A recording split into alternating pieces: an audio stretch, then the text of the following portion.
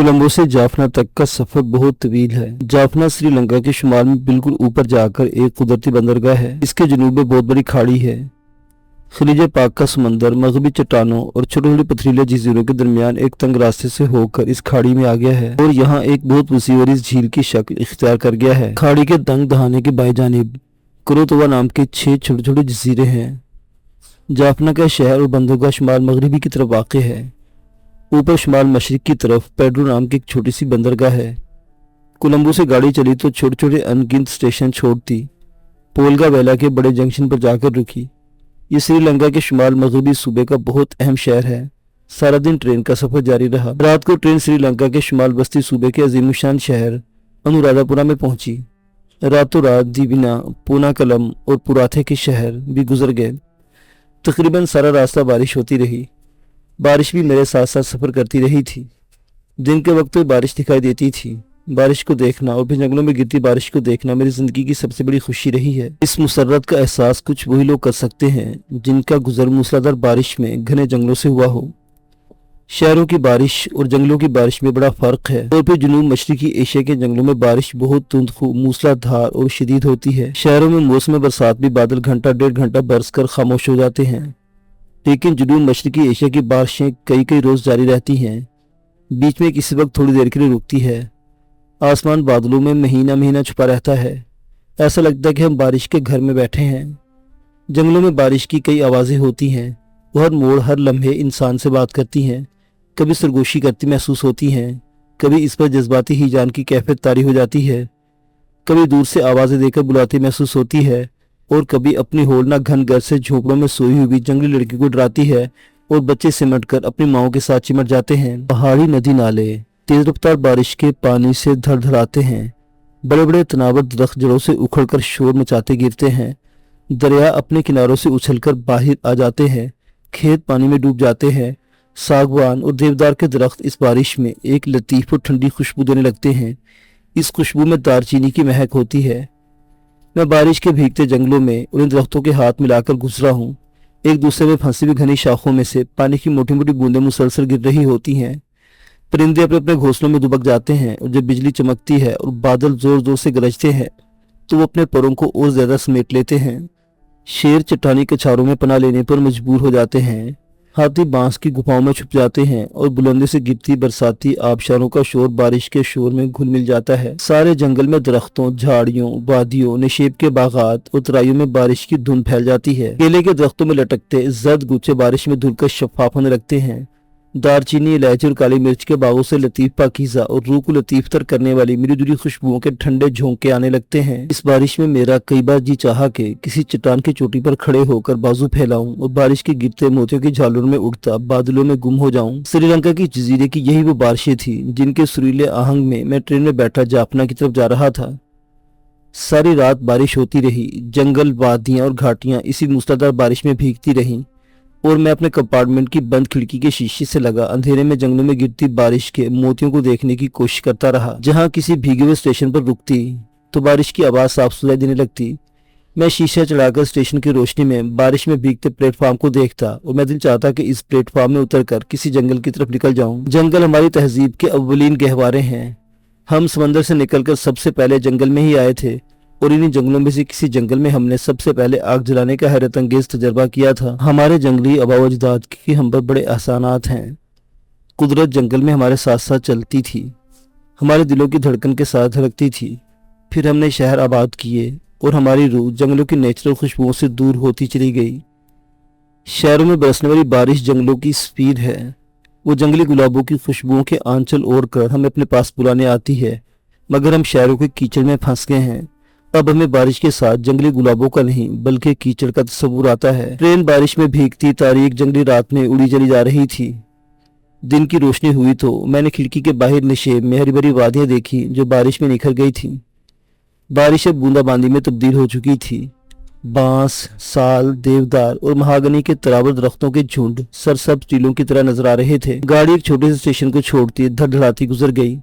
इस प्लेटफॉर्म की मिट्टी सुर्ख थी और सामने जंगले के पीछे केले के दरख्त बारिश में भीग रहे थे। काली मीनार की बंदरगाह मशरिक में हम बहुत पीछे छोड़ आए थे। तीसरे पहर ट्रेन जाफना से 60 मील दूर एलिफेंटा के पास स्टेशन पर रुकी। यहाँ तक हम समंदर के ऊपर बना हुआ एक पुल अबूर करके आए थे। ये समंदर जाफना की खाड़ी का था और यहाँ चट्टानों पर पुल बनाया गया था। शाम के 6 बजे ट्रेन जाफना के बंदरगाही रेलवे स्टेशन पर जाकर ठहर गई। मैंने स्टेशन के पास ही एक मामूली से होटल में कमरा लिया और अपना टीची केस रख कर गुस्ल किया। दूसरे कपड़े पहने और कमरे में ही चाय मंगवा ली। सैलून की चाय लंका के आला तरीन होटलों से लेकर मामूली चाय खानों तक अपनी आला क्वालिटी में मिलती है। शाम का अंधेरा बारिश में भीगी मरतूब फजाओं में घुल रहा था। जाफना के बाजारों में बत्तियां रोशन हो गई थी। गीली सड़कों पर इन रोशनियों का अक्स बड़े खूबसूरत लगते थे। मैं होटल की दूसरी मंजिल में अपने कमरे की खिड़की के पास बैठा चाय पी रहा था। सड़क पर ज्यादा रश नहीं था। अभी ज्यादा रश का जमाना नहीं आया था।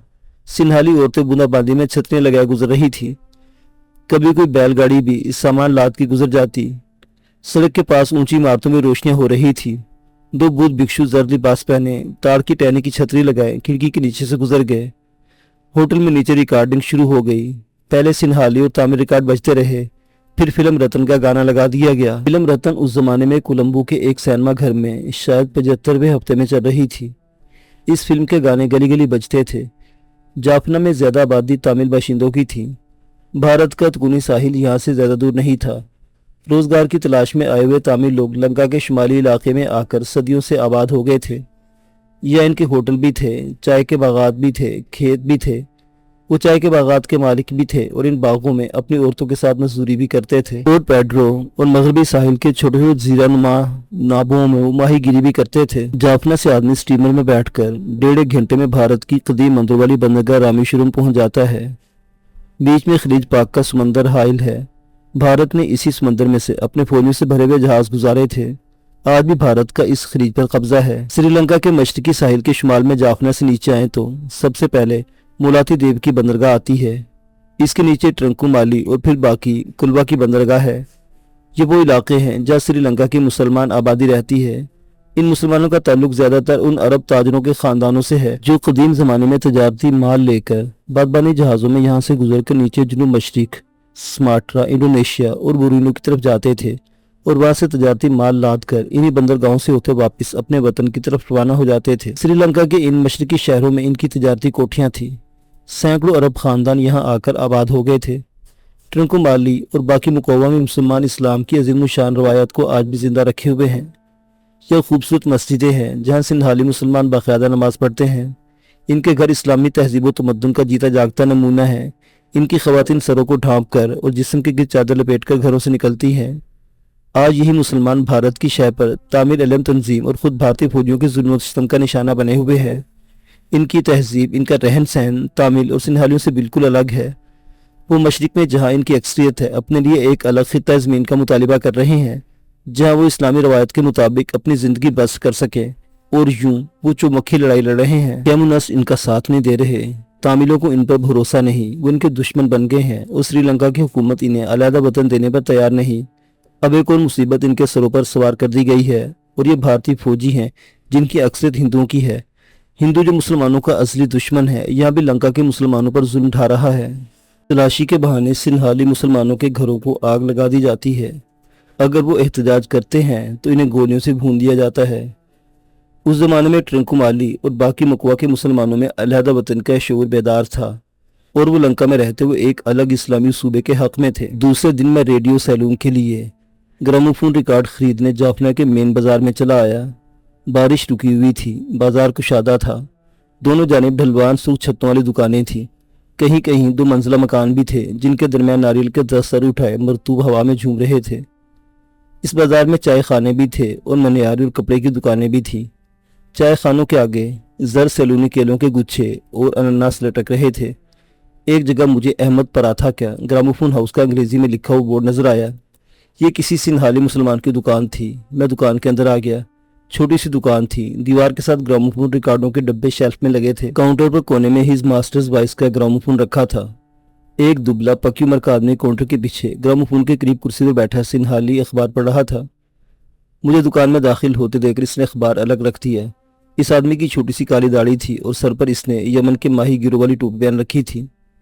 दुकान में अगरबत्ती सुलग रही थी।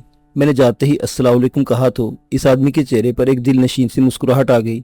बड़ी मोहब्बत से इसने मेरे सलाम का जवाब दिया और उर्दू में बोला, کیا تم مسلمان ہو بیٹا؟ میں نے اسے بتایا کہ میں مسلمان ہوں، پنجاب کا رہنے والا ہوں اور کولمبو کے ریڈیو سیلون پر ملازم ہوں، اور ریڈیو اسٹیشن کے اردو سیکشن کے لیے اردو، پنجابی اور پشتو ریکارڈ لینے آیا ہوں، کیونکہ ہمیں اطلاع ملی تھی کہ جافنا سے دلی سے ایسے ریکارڈ بہت پہلے پہنچ جاتے ہیں۔ دکاندار نے مجھ سے ہاتھ ملاتے ہوئے کہا، میرا نام احمد پراتھا ہے، الحمدللہ میں مسلمان ہوں، میرے آبا و اجداد صدیوں سے لنکا میں آباد ہیں، مگر ہم اصل میں یمن کے رہنے والے ہیں۔ آج سے سینکڑوں برس پہلے میرے آبا و اجداد تجارت کی غرض سے یہاں آئے اور آباد ہو گئے تھے۔ وہ بڑی صاف اردو بول رہا تھا۔ اس نے بتایا کہ وہ دلی میں کافی عرصہ رہا ہے۔ احمد پراتھا تامل اور سنہالی زبان بھی روانی سے بول لیتا تھا۔ میری دیوی مطلوبہ ریکارڈوں کی لسٹ کو اس نے غور سے پڑھا۔ لسٹ ایک طرف رکھ کر اس نے اپنے بیٹے کو آواز دی۔ اس کے بیٹے کا نام عبدل تھا، پورا نام عبدالوقی پراتھا تھا، مگر وہ اسے عبدل کے نام سے پکارتا تھا۔ عبدل بھی باپ کی طرح دبلا پتلا اور گہری سانولی رنگت والا تھا۔ عمر 16-17 برس ہوگی۔ عبدل نے فوراً ڈبوں میں سے لسٹ کے مطابق کچھ ریکارڈ نکال کر کاؤنٹر پر رکھ دیے۔ احمد پراتھا نے میرے لیے چائے اور مٹھائی منگوا لی۔ میں نے اسے بہت کہا کہ میں ہوٹل سے چائے پی کر آ رہا ہوں، مگر نہ مانا، کہنے لگا، آپ ہمارے مسلمان بھائی ہیں، آپ ہوٹل میں کیوں ٹھہرے ہیں؟ میرے غریب خانے پر آ جائیے، میرا مکان یہاں سے قریب ہی ہے۔ میں نے کہا اب تو ہوٹل میں کمرہ لے چکا ہوں۔ احمد پراتھا کے پاس کچھ پنجابی ریکارڈ نہیں تھے، کہنے لگا، یہ ریکارڈ میں آپ کو منگوا کے دے سکتا ہوں، مگر مجھے پورٹ پیڈرو آدمی بھیجنا ہوگا۔ آپ کب تک جافنا میں ہیں؟ میں نے کہا، اگر آپ 2-1 دن سے مجھے ریکارڈ منگوا کر دے سکتے ہیں تو میں ٹھہر جاؤں گا۔ احمد پراتھا بولا، 2 دنوں میں ریکارڈ پہنچ جائیں گے، آپ فکر نہ کریں، لیکن آج دوپہر کا کھانا آپ میرے ساتھ کھائیں گے۔ میں نے ایک بار پھر انکار کیا، مگر وہ مصر رہا۔ دوپہر کو میں دوبارہ احمد پراتھا کی دکان میں پہنچ گیا۔ اس نے خاص طور پر بریانی گھر سے بنوا کر منگوائی تھی، جو بے حد لذیذ تھی۔ میں نے اپنے جنوبی ہند کے سفر کے دوران بھی یہ بات خاص طور پر دیکھی تھی کہ ان علاقوں میں بریانی عام بنائی جاتی تھی۔ یہ یمن اور بصرے کے ان عرب تاجروں کا اثر تھا، جو قدیم زمانے میں یہاں تجارت کی غرض سے آیا کرتے تھے اور بعض یہیں آباد ہو گئے تھے۔ جنوبی ہند کے ویران اسٹیشنوں پر بھی یہ بریانی کیلے کے پتوں میں لپٹی مل جاتی تھی اور اسے پارسل کے نام سے پکارا جاتا تھا۔ رات کو احمد پراتھا مجھے اپنے گھر لے گیا۔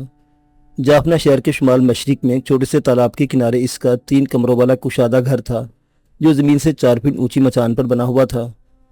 اس مکان کی دیواریں بانس کو جوڑ کر بنائی گئی تھیں، دروازے و فرش لکڑی کے تھے، فرش پر چٹائیاں بچھی تھیں۔ احمد پراتھا کی عمر 35 سال کے قریب رہی ہوگی۔ اس کی بیوی بھی سنہالی مسلمان تھی، میں اس کا نام بھول گیا ہوں۔ انتہائی خدمت گزار، خاموش طبع اور صوم و صلات کی پابند خاتون تھی۔ رات کا کھانا بھی میں نے احمد پراتھا کے گھر پر ہی کھایا۔ چائے پینے کے بعد میں اپنے ہوٹل واپس آ گیا۔ میں 3 دن جافنا میں رہا۔ احمد پراتھا کی دکان پر اس سے باتیں کرتے گزر جاتا۔ 2 دن بعد اس کا آدمی پورٹ پیڈرو سے مطلوبہ ریکارڈ لے کر آ گیا۔ چوتھے دن میں کولمبو کے لیے روانہ ہو گیا تو احمد پراتھا نے مجھے خدا حافظ کہنے ریلوے اسٹیشن پر موجود تھا۔ وہ گھر سے بریانی کے 2 پارسل بندوا کر میرے ساتھ لایا تھا، کہنے لگا، میرے بھائی، اب جافنا آؤ تو ہوٹل میں نہیں، میرے غریب خانے پر ٹھہرنا، جاتے ہی خط ضرور لکھنا، میں تمہیں اپنا ایڈریس لکھ کے دے دیتا ہوں۔ ہلکی ہلکی بارش ہو رہی تھی، شام ہو چکی تھی۔ جافنا ریلوے اسٹیشن جگمگا رہا تھا۔ سنہالی تامل اور بدھ بھکشو عورتیں مرد و ریل میں سوار ہو رہے تھے۔ گاڑی نے سیٹی بجائی، انجن نے ویسل دیا۔ احمد پراتھا نے مجھے گلے سے لگایا، گرم جوشی سے مصافحہ کیا اور ایک بار پھر تاکید کی کہ میں اسے خط ضرور لکھتا رہوں۔ ٹرین آہستہ آہستہ پلیٹ فارم پیچھے چھوڑنے لگی۔ پھر جافنا کا اسٹیشن پیچھے رہ گیا، جافنا کا شہر بھی پیچھے رہ گیا، اور ٹرین سمندری پل کے اوپر سے گزرنے کے بعد ایک بار پھر سری لنکا کے تاریک گھنے جنگلوں میں داخل ہو گئی۔